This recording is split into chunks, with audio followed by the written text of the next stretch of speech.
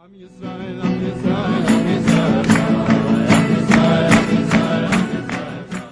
Mr. Duce 718. In 1941 and again in 1942, the German Gestapo offered all European Jews transit to Spain if they would relinquish all their property in Germany and occupied France on condition that A. None of the deportees travel from Spain to Palestine, unquote. Let me just stop here and say there is no Palestine. There are no Palestinians. Okay? The land of Israel. Okay, so you're claiming that the German Gestapo told the Jews not to travel from Spain to the land of Israel. Okay, and I'm again quoting Mr. Duce, and B, all the deportees be transported from Spain to the USA or British colonies and there to remain, with entry visas to be arranged by the Jews living there, and C, $1,000 ransom for each family to be furnished by the agency, payable upon the arrival of the family at the Spanish border at the rate of 1,000 families daily. Okay, that's what Mr. Duce writes. And now from Southern Girls for Fun writes the following on the same subject, or something similar. The British government granted visas to 300 rabbis and their families to the colony of Mauritius. I guess that's I don't know where Mauritius is. Okay, Mauritius, with passage for the evacuees through Turkey. The Jewish agency leader sabotaged this plan with the observation that the plan was disloyal to Palestine. Okay, again, there is no Palestine, of course, the land of Israel. And the 300 rabbis and their families should be gassed. Okay, and finally we have from Iron Leafs, who writes, and I quote, during the height of the killings in the war, 270 members of the British Parliament proposed to evacuate 500,000 Jews from Europe and resettle them in British colonies as part of diplomatic negotiations with Germany.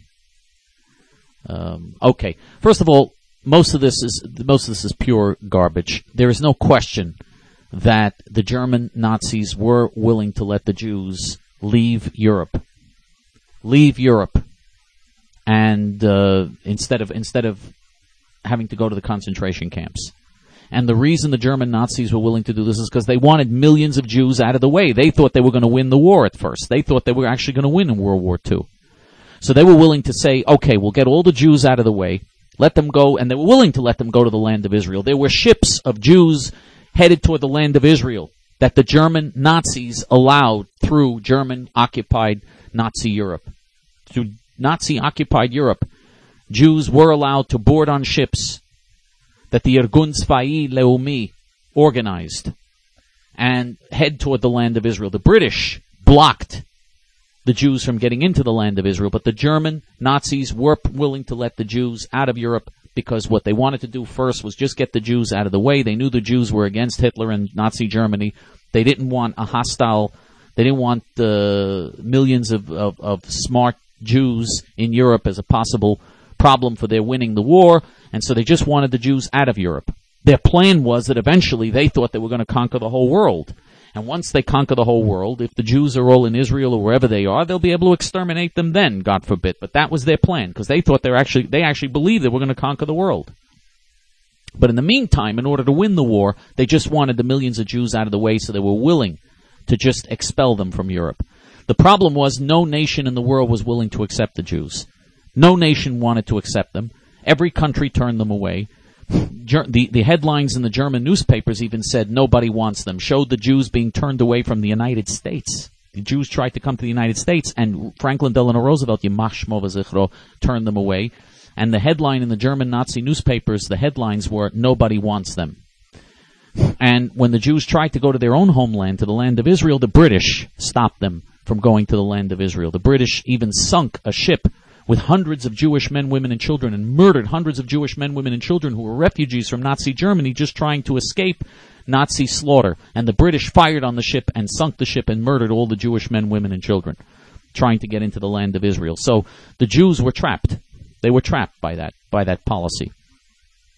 But all of these things are complete distortions. I mean, all three of these people are writing things that are distortions of what really was intended here. First of all, Mr. Duce. What type of name is a Mr. Duce? Does he consider himself to be another Mussolini? And or this other person who writes 270 members of the British Parliament wanted diplomatic negotiations with Germany at the height of the war. There were not anyone who advocated negotiations with Germany during the war during World War II would be hanged in Britain. People were hanged for doing that. That was considered to be treason to suggest such a thing. Then the British at least were normal. That's how you fight a war. You don't allow traitors to advocate things like this. So there was never a time when 270 members of the British Parliament were willing to have diplomatic negotiations with Germany. So this is all baloney. This is all complete baloney. Anyway, the bottom line is these are all distortions, but it is a historic fact that the Jews could have gotten out of Europe.